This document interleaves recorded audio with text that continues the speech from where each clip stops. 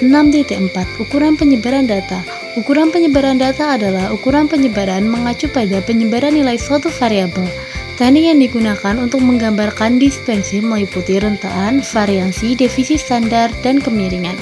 Atau ukuran yang menyatakan seberapa besar nilai-nilai data berbeda atau bervariasi dengan nilai ukuran pusatnya, atau beberapa besar penyimpanan nilai data dengan nilai pusatnya. 6.4.1 Jangkauan data. Untuk menganalisis data tidak cukup hanya mengetahui nilai-nilai statistik 5 rangkaian saja.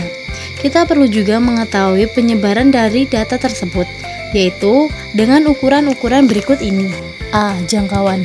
Jangkauan dalam kurung J adalah sisi dari statistik maksimum dan statistik minimum. Rumus jangkauan J sama dengan XN dikurang X1. Sifat jangkauan 1 mudah ditentukan, 2 hanya melibatkan nilai data terbesar dan terkecil, 3 peka terhadap suatu nilai ekstrim. B. Jangkauan antar kuartil atau hamparan. Jangkauan antar kuartil atau hamparan adalah selisih antar kuartil atas dengan kuartil bawah. Rumusnya adalah H sama dengan Q3 dikurang Q1. Sifat jangkauan antar kuartil 1 tidak peka terhadap nilai data yang ekstrim, 2 hanya melibatkan 2 kuartil saja. C. Simpangan kuartil. Simpangan kuartil dalam kurung HD adalah setengah dari selisih antar kuartil atas dan kuartil bawah. Rumusnya yaitu HD sama dengan 1/2 dalam kurung H3 dikurang H1. 6.4.2 Simpangan. A. Simpangan rata-rata. Simpangan rata-rata dari X1, X2, X3, X4, Xn didefinisikan sebagai berikut. Apabila datanya adalah data berkelompok, maka simpangan rata-rata dinyatakan dengan rumus berikut.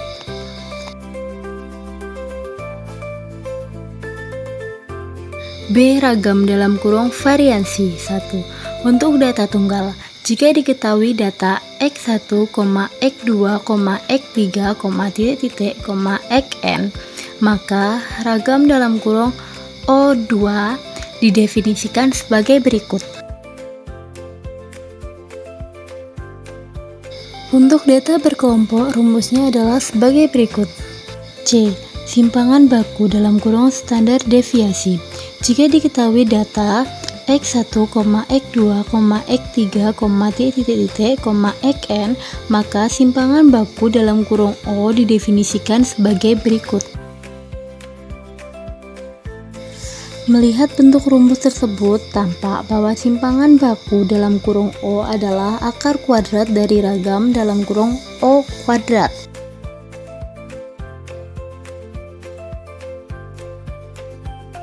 Untuk menghitung simpangan baku data berkelompok, dapat kita gunakan rumus sebagai berikut.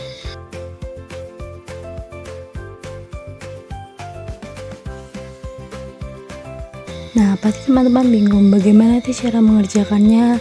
Nah, di sini kami akan memberikan contoh soal, yaitu 1. Diketahui data 3,5,5,4,10,9,8,7,9. Nah, di sini kami akan menentukan A. Jangkauan, B. Hamparan, C. Simpangan kuartil. Itu kan bisa disimpulkan sebagai J. J itu memiliki rumus X maksimum dikurangi dengan X minimum. Nah, dari data, untuk memudahkan sebaiknya kita urutkan terlebih dahulu. Di sini ada 3, ada 4, kita coret ya biar tidak kedobel. Ada 5-nya 2 kali, kemudian 7, 8, 9-nya 2 kali, 7, 8, 9, 9, dan yang terakhir adalah 10. Oke, dari situ kita bisa lihat bahwa jangkauan nilai paling tingginya berarti 10 ya, dikurangi paling rendahnya adalah 3, sehingga didapatkan 7. Kemudian untuk poin yang kedua, hamparan, masih ingat rumusnya? Hamparan atau H memiliki rumus Q3 dikurangi Q1. Nah, pertama kita tentukan dulu nilai tengahnya sebagai kuartil kedua. Di sini ada berapa data? 1, 2, 3, 4, 5, 6, 7, 8, 9. Berarti kan ganjil ya. Kalau ganjil berarti sini 4 data, di sini juga 4 data, berarti 7 itu sebagai median atau kuartil kedua. Nah, terus kita ambil Q1. Q1 itu berarti di tengah-tengah sini. Berarti Q1 itu penjumlahan dari 4 ditambah 5 terus dibagi 2. Sehingga nanti dapat 4,5. Yang Q3 juga kita bisa dapatkan di sini. Berarti 9 plus 9 dibagi 2 berarti 9. Oke, berarti kita udah dapat nilai kuartilnya. Kalau yang ditanyakan adalah hamparan, kita masukkan Q3 dikurangi Q1 berarti 9 dikurangi 4,5, maka akan didapatkan berapa? 4,5. Selanjutnya untuk yang simpangan kuartil itu simbolnya adalah QB, punya rumus setengah dari Q3 dikurangi Q1. Berarti setengah Q3 nya adalah 9 dikurangi 4,5. Berarti setengah dikali 4,5, maka didapatkan 2,25. Itu adalah QD. Soal yang kedua adalah 2. Diketahui data 4,5, 3,7, 9,8. Di sini kami akan menentukan A ragam, B simpangan baku. Pertama, kita harus mencari nilai rata-rata atau X-bar. Berarti kita jumlahkan semua, 4 plus 5 plus 3 plus 7 plus 9 plus 8 dibagi jumlah data. Jumlah datanya ada 6, maka didapatkan 36 dibagi 6 berarti 6. Nah, ketika X-bar atau rata-rata sudah dapat, maka kita coba masukkan ke rumus ragam. Ragam itu sama juga dengan yang namanya varians. Simbolnya adalah S kuadrat. S kuadrat masih ingat rumusnya? 1/n jumlah dari XI dikurangi X bar kita kuadratkan. Oke, berarti kita masukkan saja 1/n, n-nya adalah 6 karena datanya ada 6. Lalu kita masukkan XI yang pertama, itu ada nilai 4 ya. Berarti 4 dikurangi X bar-nya yaitu 6.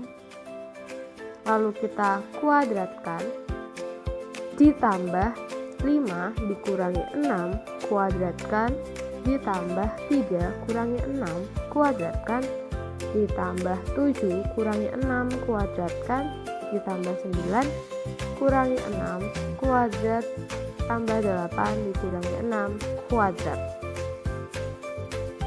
maka didapatkan 1/6. Kemudian kita kali 4 dikurangi 6 kan min 2, min 2 dikuadratkan berarti 4 ya. Berarti kita dapat 4, 1, 9, 1, 9, 4. Maka kalau kita jumlahkan 1/6 dikali 28, maka S kuadrat sama dengan berapa? Coret bagi 2, 14, 3, berarti 14/3. Nah, sehingga didapatkan ragam itu 4,67 berarti ya. 67 ini adalah ragam. Nah, kalau yang ditanyakan itu adalah simpangan baku. Simpangan baku berarti S. Maka rumusnya adalah akar dari S kuadrat. Berarti akar dari 14 dibagi 3.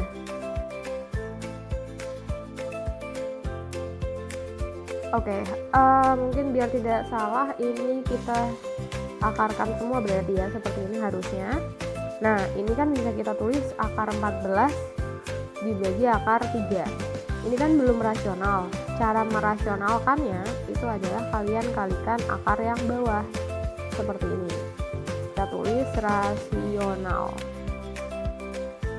Sehingga nanti 14 kali 3 itu berapa? 42 ya. Akar 42 dibagi 3. Nah, terus gimana di sini? 42 itu berarti berapa? Kita cari akar 42 itu adalah 6,48 dibagi 3, maka akan didapatkan 2,16. Nah, kurang lebih seperti ini. Oke teman-teman, terima kasih sudah menonton videonya.